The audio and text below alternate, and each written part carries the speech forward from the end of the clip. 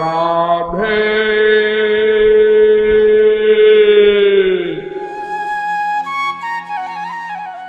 राधे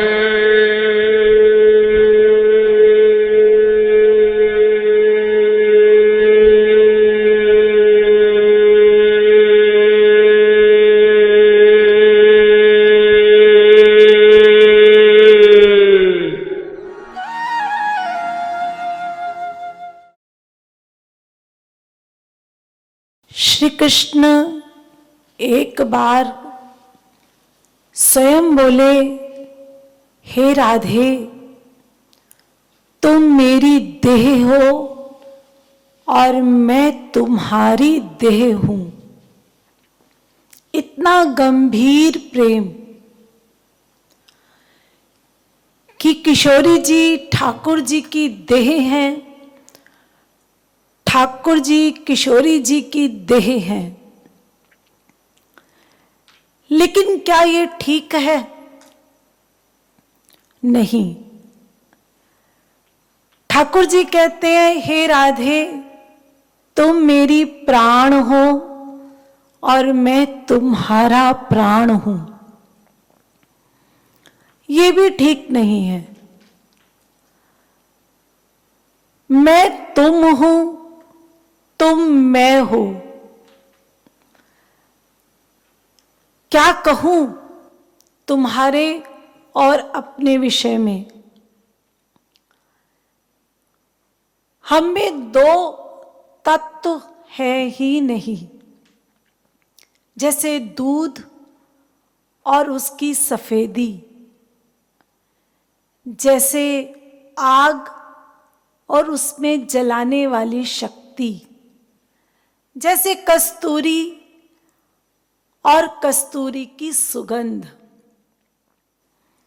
यानी ये दोनों एक हैं। ऐसे ही राधा और कृष्ण दोनों एक तत्व है। इन दोनों में कभी हमको भेद बुद्धि नहीं रखनी, और इनमें से कोई बड़ा छोटा भी नहीं है। लेकिन रसिकों के समाज में श्री कृष्ण राधा रानी के प्रेम को ठाकुर जी के प्रेम से ऊंचा बताया गया।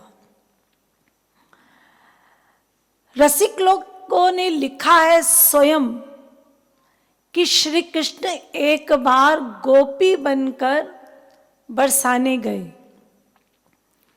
और श्री राधा रानी से बोले कि जो नंद का छोरा है, लफंगा है, सबको तंग करता है, छेड़खानी करता है, मैंने सुना है कि तुम भी उससे प्यार करती हो।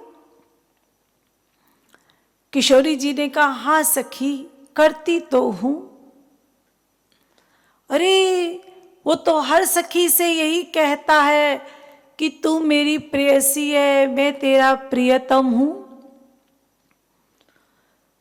तो किशोरी जी ने कहा, अरे सखी, तू प्रेम की रीति को नहीं समझती।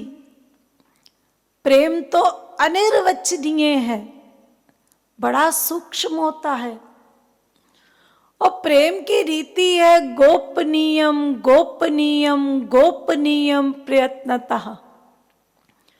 ठाकुर जी मुझसे इतना प्यार करते हैं, इतना प्यार करते हैं कि मेरे प्रेम को छिपाने के लिए वो ये सब करते रहते हैं कि कोई जानने ना पाए कि मैं राधा से कितना प्यार करता हूं। ये बात सुनकर ठाकुर जी गोपी के रूप में थे, मुंह लटकाकर बरसाने से वापस आ गए, क्योंकि उन्होंने तो सोचा था कि राधा रानी हमारे खिलाफ कुछ बोलेंगी। अर्थात सिद्धांत ये है कि राधा और कृष्ण, इसमें खाली कृष्ण की भी भक्ति होगी, लेकिन किशोरी जी को उनके हृदय में रखकर। खाली राधा रानी की भी भक्ति कर सकते हैं, लेकिन ठाकुर जी को उनके हृदय में रखकर। और राधा और कृष्ण दोनों की भक्ति हमको करनी है। क्यों? क्योंकि उसमें लीलाएं हैं। लीलाओं से हमारा अंतःकरण शुद्ध होता है।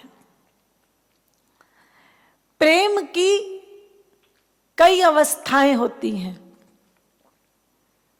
पहली अवस्था है साधना भक्ति वाली, यानी इसमें हमारा मन श्री कृष्ण में लगता नहीं है। संसार से हटाकर हमको श्री कृष्ण में अपना मन लगाना है। हो सकता है कि हम 24 घंटे भगवान नाम ले तो हमारा 10 मिनट 5 मिनट ही मन लगे, क्योंकि कलयुग की स्थिति बहुत ही खराब है। निरंतर हमारा मन संसार में आसक्त रहता है, वह भगवान में नहीं लग सकता। इसलिए लगाना पड़ेगा, लेकिन ये हटकर फिर संसार में चला जाएगा। फिर संसार से हटाना और श्री कृष्ण में लगाना, ये पहली भक्ति होती है। दूसरी होती है भाव भक्ति, यानी हमारा मन अब श्री कृष्ण में लग गया, नेचुरल लग गया। नाम रूप गुण लीला धाम और उनके जनों में। अब कोई भी अवस्था आ जाए हमारे संसार की, अनुकूल या प्रतिकूल, हमारा मन श्री कृष्ण से नहीं हटेगा।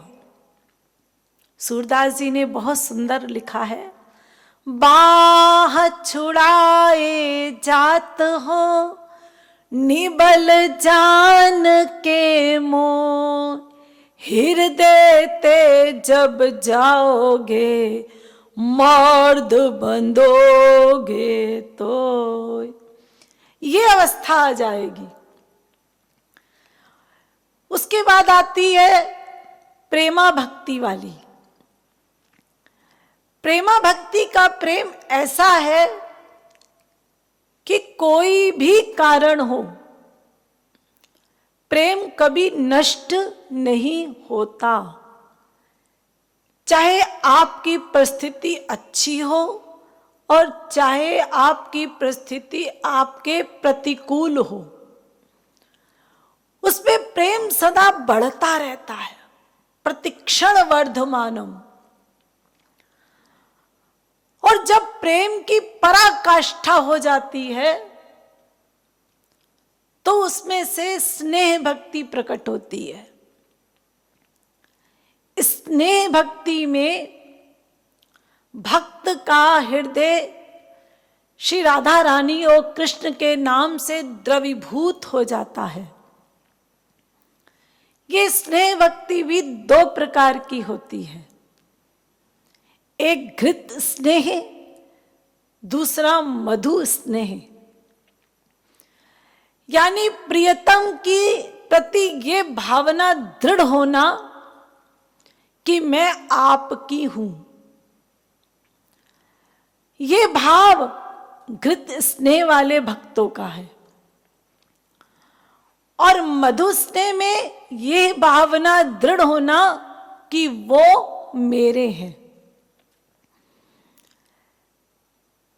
इन घृत स्नेह और मधु स्नेह में मधु स्नेह का प्रेम ऊंचा है।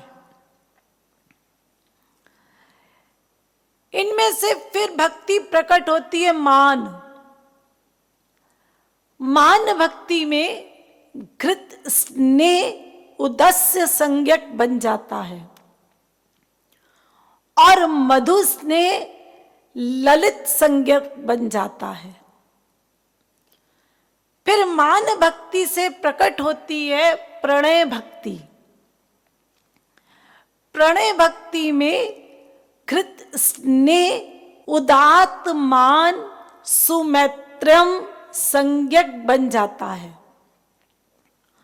और मधुत स्नेह ललित मान सुसख्या संज्ञक बन जाता है।